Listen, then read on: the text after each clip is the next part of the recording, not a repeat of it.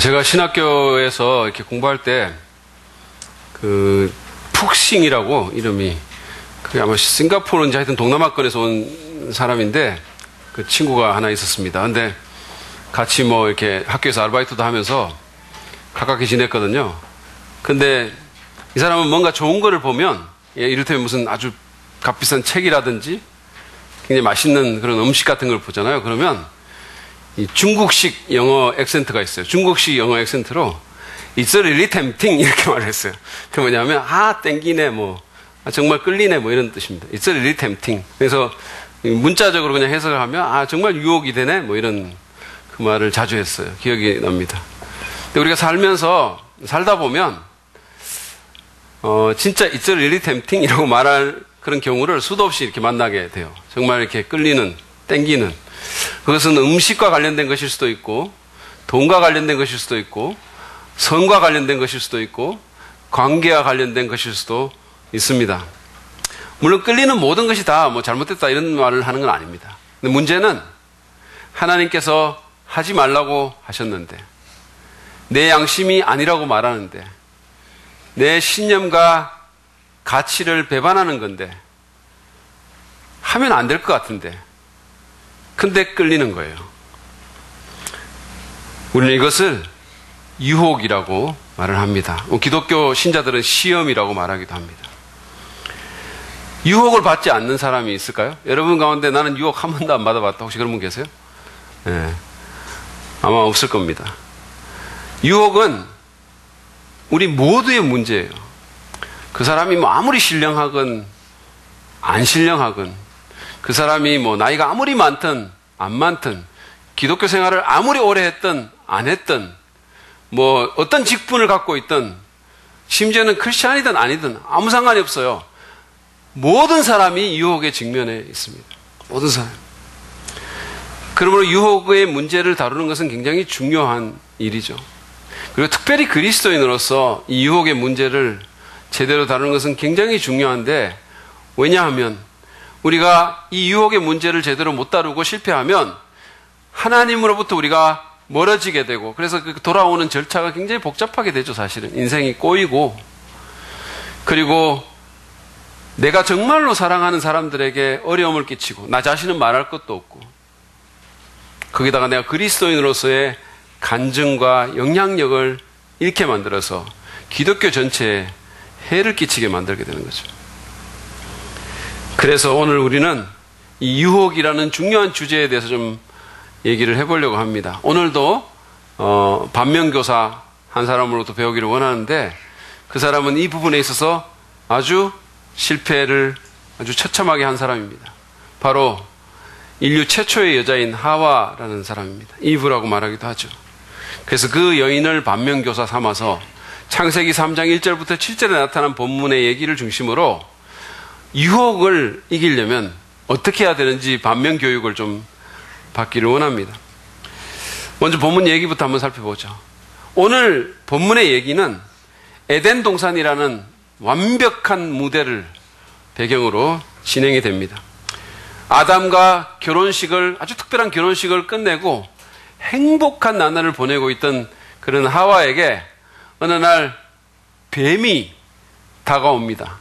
요즘 같으면 여자한테 뱀이 다가오면 자지러 막 이러잖아요. 뭐 징그러워하고 겁내고 막 못 살죠. 근데 그때는 안 그랬던 것 같아요. 타락 이전의 세상이기 때문에 자연계의 질서가 달랐던 것 같고 전혀 개의치 않았습니다. 전혀 개의치 않았어요. 근데 이 뱀은 사실은 그냥 뱀이 아니라 사탄이었었어요. 뱀으로 변장해서 다가왔는데 여자는 그걸 잘 모르고 있었습니다. 그래서 그 여인에게 뱀이 말을 겁니다. 1절에 보면 그 말이 나와 있는데 하나님이 정말로 너희에게 동산 안에 있는 모든 나무의 열매를 먹지 말라고 말씀하셨느냐? 이게 이제 낚싯대를 들이운 거죠. 사실은 사단은 하나님이 그렇게 말하지 않았다는 사실을 너무 잘 알고 있는데도 불구하고 하와의 마음속에 의구심을 들게 만들기 위해서 이런 말을 만든 거예요. 모든 나무 실과를 못 먹게 하시더냐? 먹지 말라고 말씀하시더냐? 그러니까 하나님 너무 좀 심한 분 아니야? 뭐 이런 어떤 뉘앙스를 풍긴 거예요. 그러니까 별 생각이 없던 하와는 경계하지 않고 이 뱀과의 대화에 그대로 말려듭니다. 그 대답이, 이 여인의 대답이 2절 3절에 나와 있어요. 우리는 동산 안에 있는 모든 나무의 열매를 먹을 수 있다. 그러나 하나님은 동산 한가운데 있는 나무의 열매는 먹지도 말고 만지지도 말라고 하셨다. 어기면 우리가 죽는다고 하셨다. 하와는 뱀의 유도에 걸려들은 것 같아요. 그래서 하나님께서 하시지도 않은 금지 조항을 추가해서 말합니다. 그러니까 동산 한가운데 있는 나무의 열매, 다시 말해서 선악과를 하나님은 먹지 말라고 하셨는데 만지지 말라는 말을 안 했거든요. 근데 만지지 말라는 말을 거기 더하고 나중에 여기 우리 세번역 성경은 정확하지 않은데 이 정령 죽으리라고 하나님이 말씀하셨는데 You will surely die. 반드시 죽을 거라고 얘기했는데 You may die. 죽을까 하노라. 뭐 이런 식으로 아주 이렇게 완화를 시켰어요. 그러니까 하나님이 만지지도 말라고 하다는 말을 이렇게 여기 덧붙인 것은 사단의 작전에 걸려들어서 그래요. 하나님 진짜 좀 너무하신 것 같아요. 너무 이렇게 좀 제한시키시는 분 같아요. 이렇게 응답을 한 겁니다. 그런 메시지가 이 대답을 통해서 전달이 된 거예요. 뱀은 허점을 발견합니다. 그래서 그녀가 전해준 그 하나님의 말씀을 바로 반박하면서 하나님의 동기를 의심하게 만듭니다. 4절에서 5절이에요. 너희는 절대로 죽지 않는다. 하나님은 너희가 그 나무 열매를 먹으면 너희의 눈이 밝아지고 하나님처럼 되어서 선과 악을 알게 된다는 사실을 아시고 그렇게 말씀하신 것이다. 그러니까 일단 여인에게 불순종의 죄를 지어도 아무런 결과가 없을 거라고 그렇게 안심시킨 후에, 오늘날 우리가 너무 듣는 메시지죠. 아무 일도 없을 거야. 아무 일도 없을 거야. 그렇게 안심시킨 후에 하나님이 그 과일을 먹지 말라고 한 것은 하나님이 너를 보호하기 위해서가 아니라 너가 하나님처럼 될까 봐 너를 질투해서 하나님이 그래서 그렇게 한 거라고, 그렇게 이간질을 한 겁니다. 하나님을 완전히 그냥 하나님 레벨을 확 낮춰버린 거예요. 그래서 유혹의 미끼를 던진 겁니다. 하와는 그 미끼를 물었어요. 그 미끼를 물자마자 금단의 열매가 그렇게 좋아 보이는 거예요. 그전까지는 전혀 안 그랬는데, 사실은 하나님과 마음이 합해져서 그전까지는 그게 참 그냥 하나님이 하지 말라고 한 거니까 그랬는데 이게 너무 좋아 보인 거예요. 그래서 그것을 따먹습니다. 유혹에 완전히 넘어간 거예요. 6절 말씀입니다. 여자가 그 나무의 열매를 보니 먹음직도 하고 보암직도 하였다. 그뿐만 아니라 사람을 슬기롭게 할 만큼 탐스럽기도 한 나무였다. 너무 좋게 보인 거죠. 여자가 그 열매를 따서 먹고 함께 있는 남편에게도 주니 그도 그것을 먹었다. 그러니까 눈으로 보이는 정욕과 이 육신의 정욕과 이생의 자랑, 이 모든 것들이 동원이 되면서 그게 너무 좋아 보이는 거죠. 그러고는 자기도 먹을 뿐만 아니라 자기 남편에게도 줬어요. 사실은 유혹받은 자기는 먹는데, 아니, 남편은 왜 먹습니까, 이거를? 예? 자기는 유혹을 받았다고 하지만. 그 아줌마의 파워에 눌려버린 것일까요?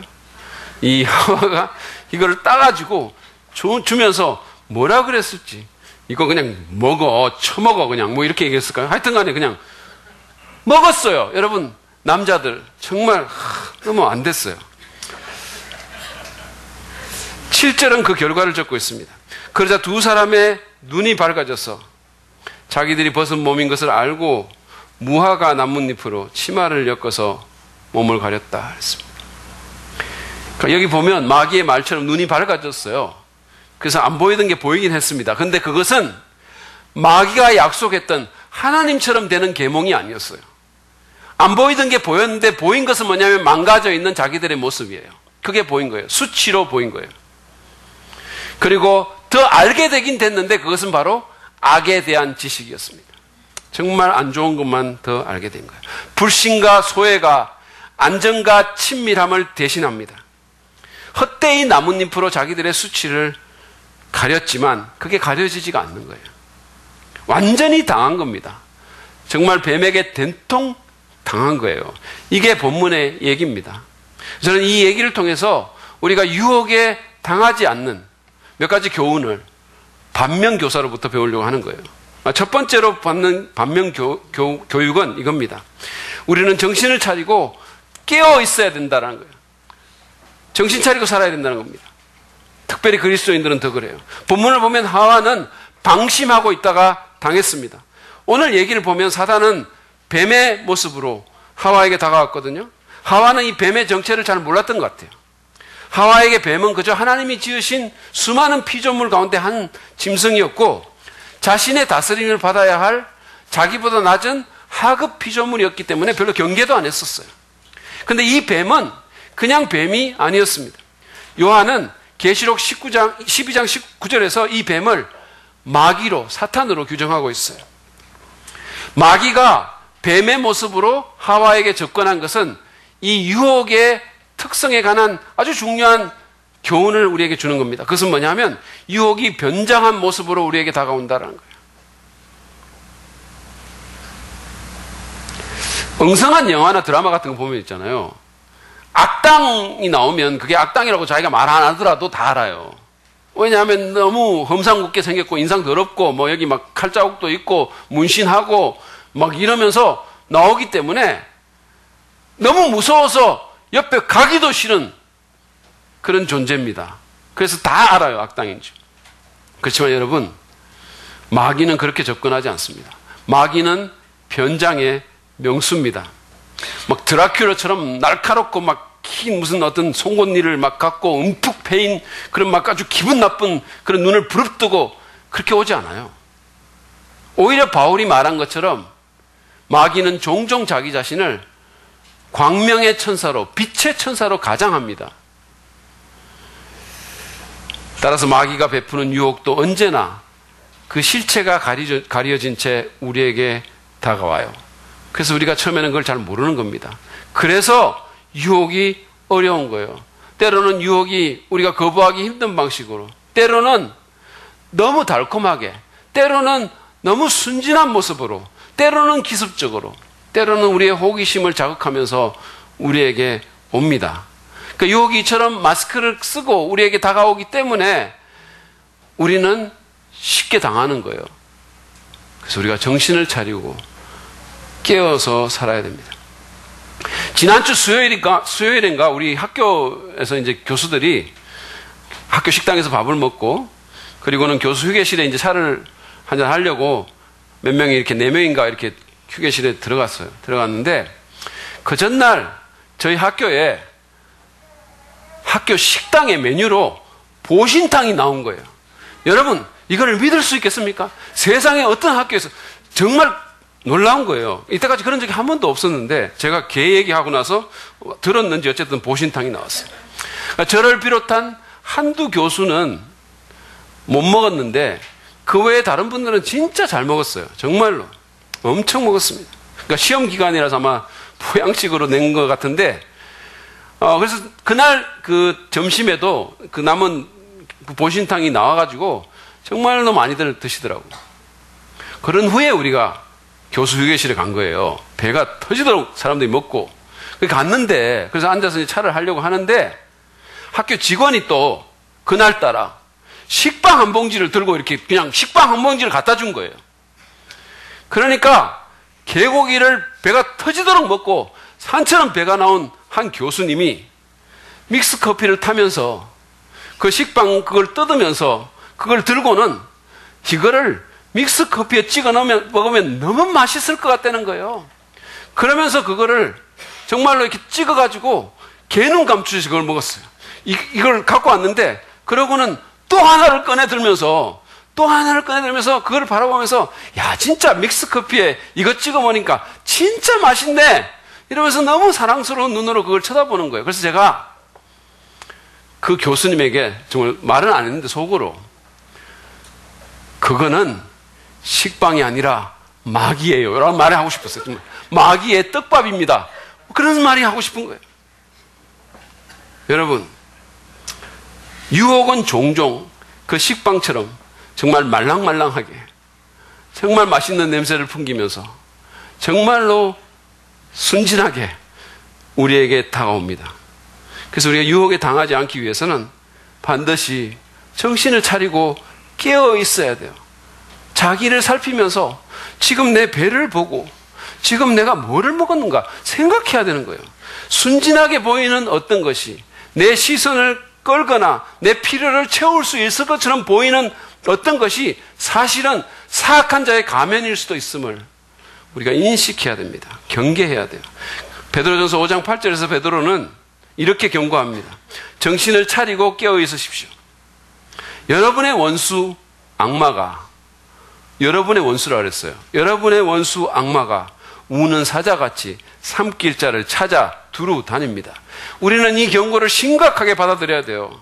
마귀는 베드로에 의하면 삼킬 먹이를 찾아다니는 굶주린 사자입니다. 마귀는 노련한 사냥꾼이에요. 만만한 상태가 절대로 아닙니다. 마귀는 우리가 어떤 것에 끌리는지, 어디에 허점이 있는지, 어떤 것에 잘 속아 넘어가는지 너무 잘 알아요. 그리고 우리를 너무너무 미워하는, 베드로가 표현한 것처럼 우리의 원수입니다. 여러분의 원수예요. 여러분의 철천지, 저의 철천지 원수예요. 우리를 무너뜨리는데 올인한 자입니다. 우리가 잘 되는 것 꼴을 보지 못하는 그런 자가 바로 마귀예요. 그러므로 우리는 방심하지 말아야 합니다.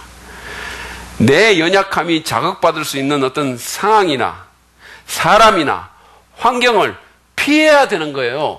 내 영성을 테스트한다고 그러면서 무슨 클럽에 가거나 말이에요. 뷔페집에 가거나 내 영성 테스트한다 그러면서. 그것만큼 어리석은 게 어디 있겠어요. 제가 옛날에 어떤 젊은 데이트하는 사람이 두 남녀가 자기들이 결혼하는 것이 하나님의 뜻인지 안 뜻인지를 알고 싶다 그러면서 둘이서 아무도 없는 아파트에 철학 기도를 한다고 둘이 있었어요. 이러지 마십시오. 이러면 안 되는 거예요. 여러분, 마귀는 만만한 그런 존재가 아닙니다. 우리는 깨어 기도하며 성령의 도우심을 구해야 돼요. 믿음의 공동체와 함께 하면서 틈을 주지를 말아야 합니다. 그래야 이길 수 있어요. 정신을 차리고 깨어서 살아야 돼요. 두 번째로 받을 수 있는 반면 교훈은 이겁니다. 우리는 잠깐 멈추어서 생각하기를 배워야 된다는 거예요. 하와가 마귀의 유혹에 넘어간 것은 오늘 본문에서 보듯이 마귀의 속도전에 걸려들었기 때문이에요. 하와는 불의의 기습을 당했습니다. 그래서 정말 별 생각할 틈도 없이 그냥 그대로 빨려 들어간 거예요. 그녀는 사실은 숨을 한번 고르고 생각해 봤었어야 했어요. 지금 자기가 하고 있는 이게 뭔지, 앞으로 어떤 결과가 있게 될 건지, 뭐가 걸려 있는지 생각해 봤어야 했습니다. 잠깐 멈추어서. 우리가 유혹을 당할 때 종종 있잖아요. 우리의 시선이 그냥 그 앞에 눈에 보이는 벌어지는 그 일에만 집중되기가 굉장히 쉬워요. 그냥 그것만 보이는 거예요. 그것만 생각하는 거예요. 내가 이 남자하고 채팅을 계속 해야 되나 말아야 되나? 내가 저 술집에 가야 하나 말아야 되나? 내가 이 동영상을 봐야 하나 말아야 되나? 내가 이 돈을 슬쩍 해야 되나 말아야 되나? 내가 이 밤에 이 치킨을 먹어야 되나 말아야 되나?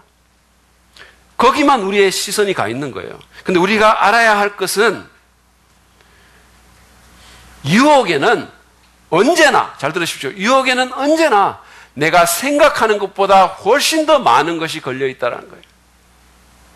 내가 지금 생각하는 것보다 훨씬 더 많은 것이 유혹에 걸려 있어요. 그것은 그저 그 남자, 그 술집, 그 돈, 그 동영상, 그 치킨이 아니에요. 그 문제만이 아닙니다. 하와가 선악과의 유혹에 직면했을 때 그게 단순히 그 선악과에 대한 문제만이 아니었듯이, 그보다 훨씬 더 큰 것이 걸려 있었듯이 우리가 받는 유혹도 마찬가지입니다. 여러분 생각해 보세요. 하와가 받는 유혹에는 인류의 장래가 걸려 있었어요. 그렇죠? 하와는 유혹에 굴복함으로써 자기의 미래는 말할 것도 없거니와 자기 남편과의 관계에 정말로 그전까지는 아무런 것이 없었는데 거기에 완전히 훼손을 끼쳤어요. 그뿐만 아니라 앞으로 태어날 자기 자손들, 그리고 다른 모든 피조물들까지, 그리고 우리를 포함한 모든 인류들에게 악한 영향력을 끼친 겁니다. 이것 때문에 해가 돌아오게 만든 거예요. 그리고 하나님과의 관계에서도 어려움을 겪게 됩니다. 그토록 친밀했는데, 하나님이 너무너무 좋았는데 그 하나님을 피해서 숨어버리는 거예요. 뒤에 보세요. 이 모든 것이 여기 유혹에 걸려 있었던 겁니다. 근데 우리에게도 그건 마찬가지예요. 여러분, 우리가 유혹에, 그게 뭐든지 간에 유혹에 굴복할 때 그것은 우리의 미래, 그리고 우리가 사랑하는 우리의 가족들, 그 관계와 그들의 미래, 그리고 하나님에 대한 우리의 믿음에 영향력을 끼치게 됩니다. 부정적인 영향을 미치게 되는 거예요. 그냥 눈앞에 있는 그게 다가 아니라는 말씀입니다. 우리가 생각한 것보다 훨씬 더 많은 것이 거기에 걸려 있어요. 제가 예전에 그 좀 오래된 영화인데 미국에 있을 때 제가 어떻게 하다 보게 된 것 같아요. 근데 그 마이클 더글러스하고 글렌 클로즈라는 배우가 주연을 했는데 Fatal Attraction이라는 영화입니다. 근데 이게 우리말로 번역을 하면 Fatal이라는 게 치명적인 뜻이잖아요. Fatal Attraction, 치명적인 유혹 또는 치명적인 이끌림 이런 뜻이겠죠. 근데 한국에서는 이거를 제가 나중에 보니까 위험한 정사라고 이렇게 제목을 붙였는데 Fatal Attraction이에요. 아주 치명적인 유혹이라는 겁니다. 근데 이 영화를 보면 마이클 더글러스가 연기했던 댄이라는 변호사가 이 사람이 그냥 괜찮은 사람이었어요. 아주 괜찮은 사람인데 사랑스러운 아내하고 6살짜리 딸을 둔 그런 아주 화목한 가정의 가장이었습니다. 근데 어느 날 출판사 회의인가 뭐 거기 가가지고 신임 편집 감독인 한 여자에게, 글렌 클로즈라는 여자죠. 그 여자에게 끌려가지고 이 끌림을 당하는 거죠, 어떻게 보면. 그래서 바에서 술을 한잔 합니다. 이거예요, 지금. 이때만 하더라도 이게 참 괜찮은 것 같지 않으세요? 이때만 해도 이 여인이 정말 좀 약간 그래 섬뜩한 면이 보이는데 어쨌든 그래도 사랑스럽고 그리고 로맨틱한 음악이 흘러나오고 그리고 아주 뭐 그냥 분위기도 괜찮고 뭐 맛있는 술 한잔 하면서 그냥 아주 괜찮았던 것 같아요. 별로 큰일이 일어날 것 같지 않았어요. 그러다가 자기 부인을 배신하고 결국은 넘어서는 안 된 선을 넘게 됩니다. 그래서 그야말로 치명적인 유혹을 당했어요. 그리고 나중에 이 여자가 계속해서 관계를 요구를 하는 거예요. 그래서 그것을 곤란해하는 그 남자에게 결국은 스토커로 변해가지고 정말 이 남자의 삶을 완전히 악몽으로 만들어버리는 거예요. 악몽으로. 그래서 가정의 평화가 깨지고 그 아내와 자기는 말할 것도 없고 그 아내와 딸이 목숨을 잃을 뻔하는 거예요. 여러분, 이 모습이 어떻게 되는지 보실래요? 이렇게 되는 거예요. 이런 식으로, 이거보다 훨씬 더 끔찍한 사진들이 있는데 제가 여러분의 정신건강을 고려해가지고 지금 안 보여드리는 거예요. 처음에 그렇게 로맨틱하고 처음에 그렇게 괜찮았는데 이 모든 끔찍한 일들이 일어나게 됩니다. 처음에 그들이 서로 눈빛을 교환하고 바에서 술 한잔을 했을 때 이 남자는 거기에 어떤 것이 걸려 있었는지를 아마 상상도 못했을 거예요. 어떤 일이 앞으로 일어날지를. 제 아내는요, 이 영화를 보고 대한민국의 모든 기혼 남자들이 봐야 될 영화라고 강력하게 추천했어요. 특별히 솔직한 남자들. 반드시 봐야 된다. 유혹에는 언제나 우리가 생각하는 것보다 더 많은 것이 걸려 있습니다. 나의 미래, 내 사랑하는 가족들, 그들의 미래, 그리고 하나님에 대한 신앙이 거기에 걸려 있어요. 여러분, 요즘도 우리가 종종 보지 않습니까? 무슨 그렇게 많지도 않은데 금은 돈 몇 푼, 그 사람들 보면 다 부자인데 그냥 어쩌다 그렇게 받았던 그 금은 돈 몇 푼의 유혹이 결국은 정부를 위해서 정말 중요하게 섬길 수 있는 그의 수많은 그냥 창창한 미래를 어떻게 앗아가는지를 우리가 보잖아요. 어떤 아버지가 그냥 자기 눈에 보이는 것만 보고 자기 감정대로 유혹에 굴복했기 때문에 그 불행의 열매를 거두는 자식들이 있음을 우리가 보잖아요. 전도 유망한 목회자가 정말로 뭔가 유혹에 굴복해가지고 계속해서 어려움을 겪는 것을 우리가 보지 않습니까? 재밌는 거는요, 이런 사실을, 유혹에 훨씬 더 많은 것이 걸려있다는 이 사실을 다른 사람들은 보는데 당사자는 못 본다는 거예요. 그게 참 희한한 일이에요. 우리도 그러잖아요. 여러분은 그런 적 없으세요? 여러분의 동료나 친구가 어떤, 해서는 안 되는 어떤 선택을 이렇게 하는 걸 보고, 저러면 진짜 앞으로 골치 아픈 일이 벌어질 텐데? 더 나가면 안 될 텐데? 이렇게 생각한 적이 없으세요? 저는 있습니다. 저는 있어요. 개고기를 저렇게 먹고 식빵을 3개나 연거푸 저렇게 믹스커피에 찍어 먹으면 저 몸뚱이에 어려움이 닥칠 텐데 저 몸뚱이가 어떻게 될까? 그런 생각을 하는 거예요. 근데 자기는 모르는 거예요. 우리는 보는 거죠. 그러니까 그게 보이니까 부모들은 자식에게 얘기를 하는 거예요. 근데 자식들은, 종종 우리가 부모 자식 관계도 그래요. 자식들은 그거를 못 보는 거예요. 자식들이 스마트폰을 1시간씩 들고 있으면 자기들은 그냥 뭔데 이거 그냥 재미로 심심해서 하는 건데 이렇게 생각합니다. 근데 부모는 그것보다 더 많은 것이 걸려있는 걸 보는 거예요. 그러니까 소리를 지르고 과잉 반응을 하는 거예요. 너 인생 망치고 싶냐? 그래가지고 밥 빌어먹고 살겠니? 그래가지고 무슨 그거 중독되면 대학이고 뭐고 없다 막 이렇게 되는 거예요. 그래서 막 갈등이 벌어지는 거예요. 그래서 우리가 심지어는 드라마를 보다가도 막 소리를 지를 때가 있잖아요. 그 남자한테 가면 안 돼! 막.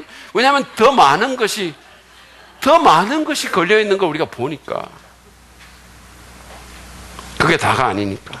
여러분, 그러면 우리가 유혹에 직면했을 때 우리가 잠깐 멈추어서 생각하는 법을 배워야 돼요.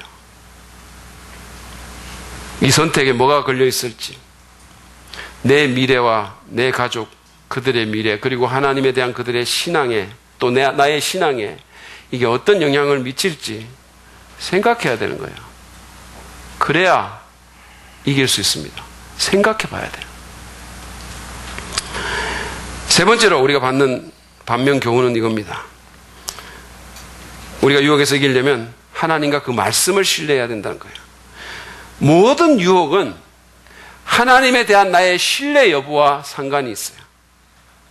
오늘 본문에서 하와가 유혹에 넘어간 것도 그 점에서 실패했기 때문이에요. 여러분, 모든 유혹은 하나님에 대한 나의 신뢰와 연관이 있습니다. 사단이 하나님의 말씀을 비틀고 오늘 본문을 보면 하나님의 동기에 대한 의구심을 자극하니까 하와는 하나님에 대한 자신의 신뢰의 어떤 금이 가는 것을 느끼게 된 거예요. 그러니까 하나님에 대한 자신의 신뢰에 구멍이 생긴 겁니다. 그전에는 하나님이 참 선하신 분인 줄 알고 후하신 분인 줄 알았는데 더 이상 그런 것 같지 않은 거예요. 이게 하나님 좀 너무하신 것 같고 하나님 좀 이렇게 나를 질투하는 분인가, 뭐 내게 뭘 금지시키는 분인가, 이런 생각이 자꾸 드는 거예요. 내 필요를 안 채워주시려고 하는가? 여러분, 하나님이 하와에게 얼마나 선하고 얼마나 관대했는지 한번 생각해 보십시오. 일단 없던 하와를 만들어 주셨어요. 있게 만들어 주셨어요. 여러분 혹시 그런 질문을 하신 적이 없으십니까? 꼭 있을 이유가 없는데 내가 왜 있지? 그런 질문 한 번도 한 적 없으세요? 여기 꼭 있을 이유, 우리가 꼭 있을 이유가 뭐가 있습니까, 사실?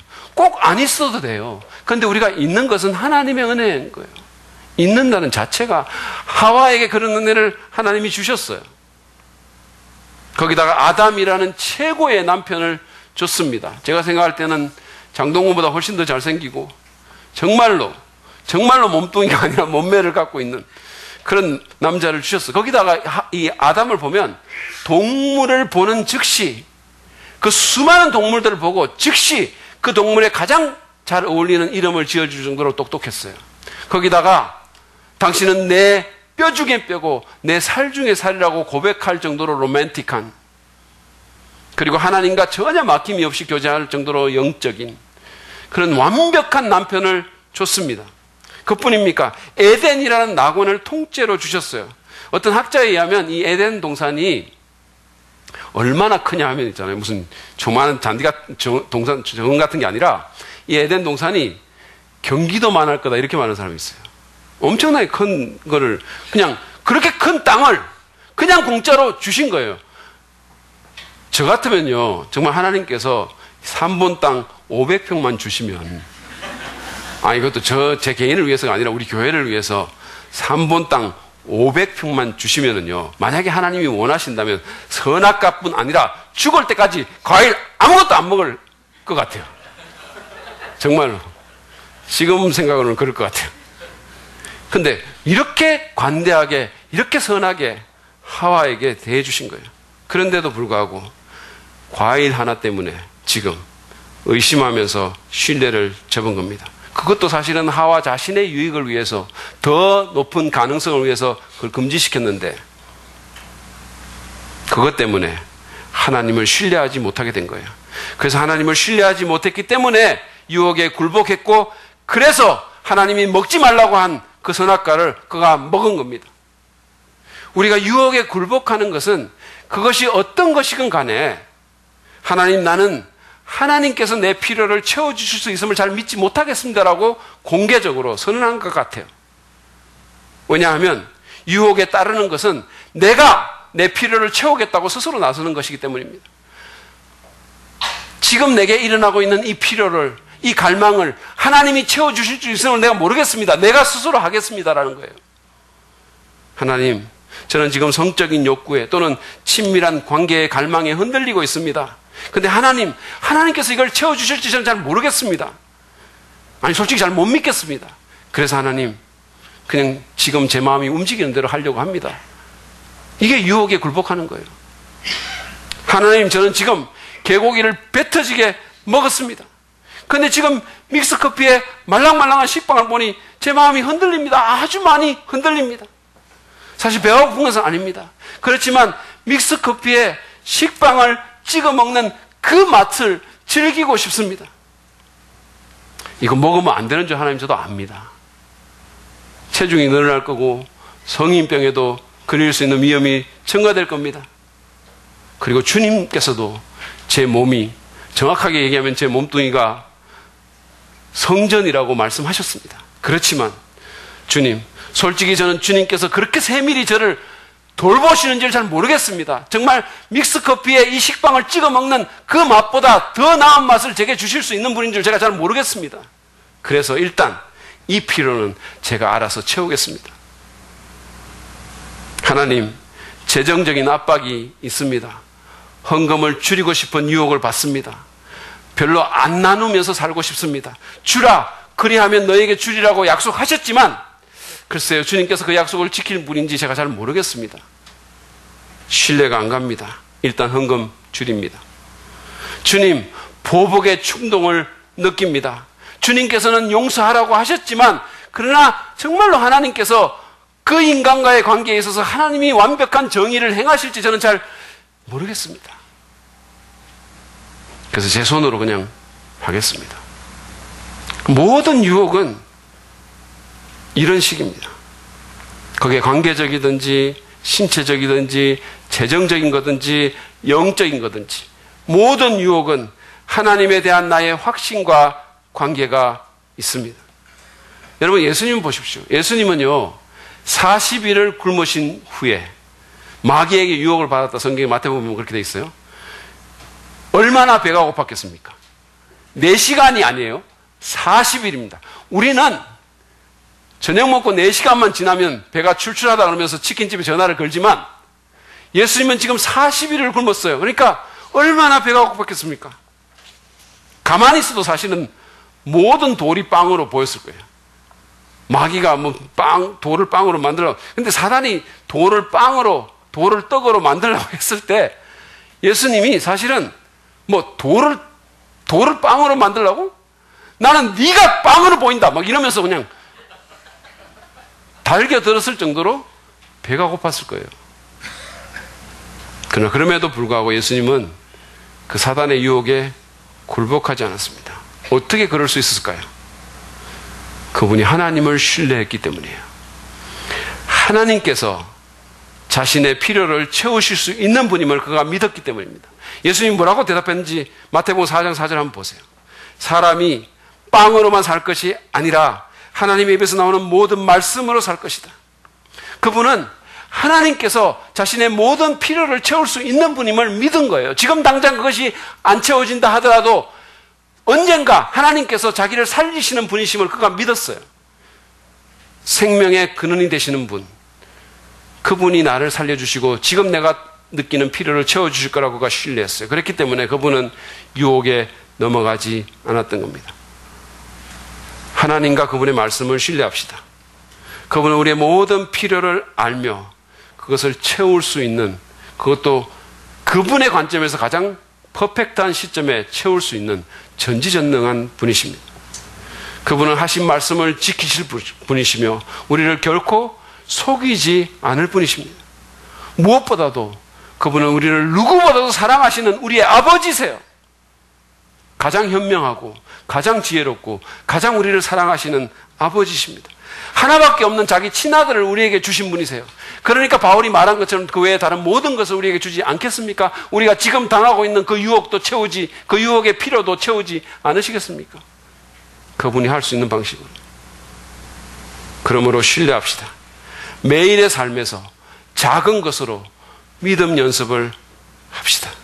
그리고 평소에 그 하나님과 친밀히 교제하는 우리가 되기를 바랍니다. 여러분, 예수님의 유혹에 대한 그 얘기를 보면요, 예수님께서 유혹 받으시기 전에 뭐가 나오는지 아세요?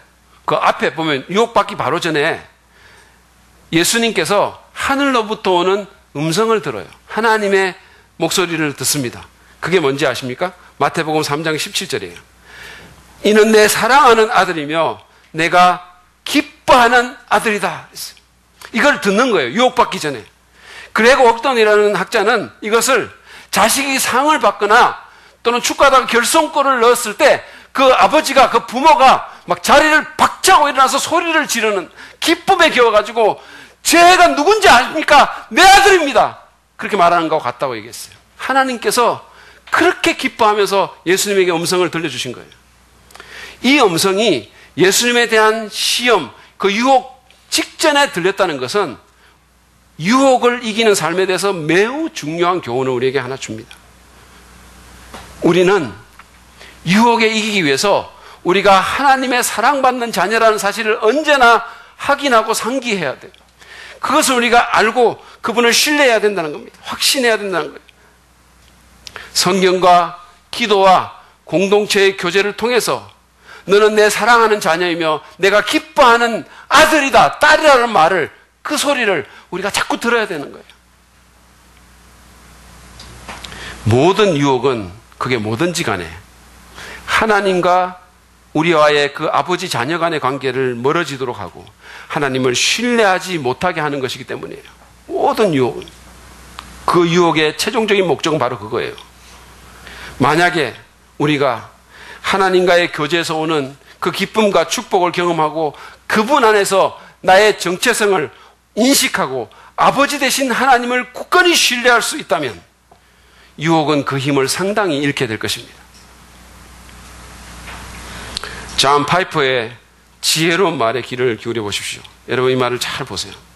기쁨과 의미와 열정을 향한 나의 목마름은 그리스도의 임재와 능력을 통해서 해결될 때 죄의 능력을 깨트릴 수 있다 그랬습니다.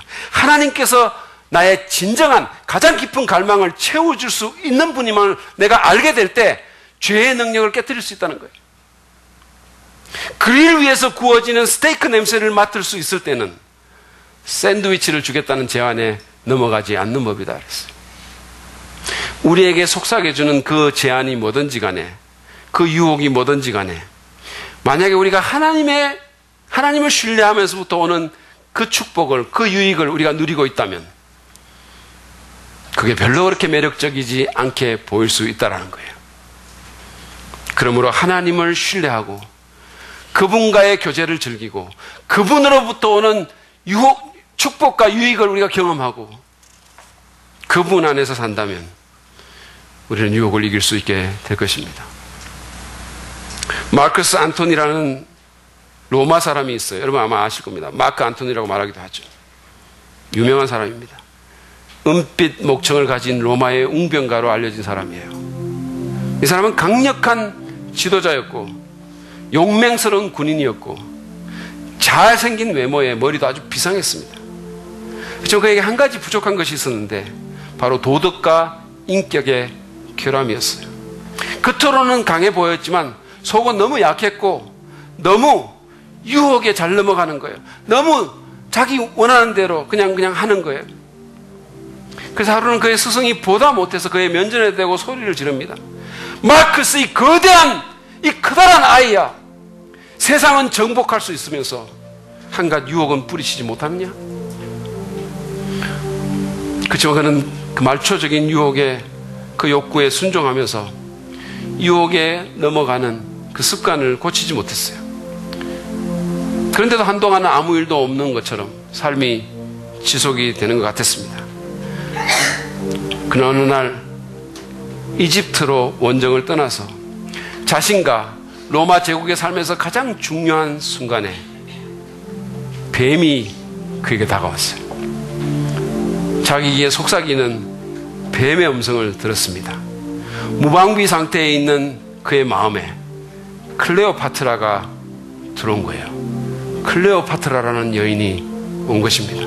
순간의 쾌락을 위해서 그녀와 불륜의 관계를 맺은 이 사람은 결국은 자신의 아내는 물론이거니와 세상의 지도자로서 갖고 있던 그 모든 위치와 로마의 제국을 섬길 수 있는 그 모든 기회와 결국은 자신의 생명까지도 빼앗기게 되는 것입니다. 사랑하는 여러분, 우리에게 오는 유혹에는 그것이 어떤 유혹이든지 간에 그 모든 유혹에는 우리가 생각하는 것보다 언제나 더 많은 것이 걸려 있습니다. 나의 미래와 내 가족, 그리고 그들의 미래, 그리고 하나님에 대한 나의 신앙에 이것이 어떤 어떤 영향을 미칠 것인지 우리는 멈추어서 생각하는 법을 배워야 돼요. 그리고 정말 정신을 차리고 깨어 살면서 하나님을 신뢰하는 훈련을 해야 됩니다. 하나님 안에서 나의 정체성을 날마다 확인하고 정말 그분과의 교제를 누리면서 그분을 신뢰하는 법을 우리가 배워야 됩니다. 그러면 이길 수 있어요. 그러면 하와처럼 뱀에게 된통당하지 않을 수 있습니다. 그러면 여러분, 유혹이 설사 온다 하더라도 이길 수 있는 거예요. 그러므로 여러분, 하나님을 신뢰하십시오. 하나님을 신뢰하고 그분께 맡기고 기다리고 그분을 바라보시는 여러분이 되시기를 주의 이름으로 축복합니다.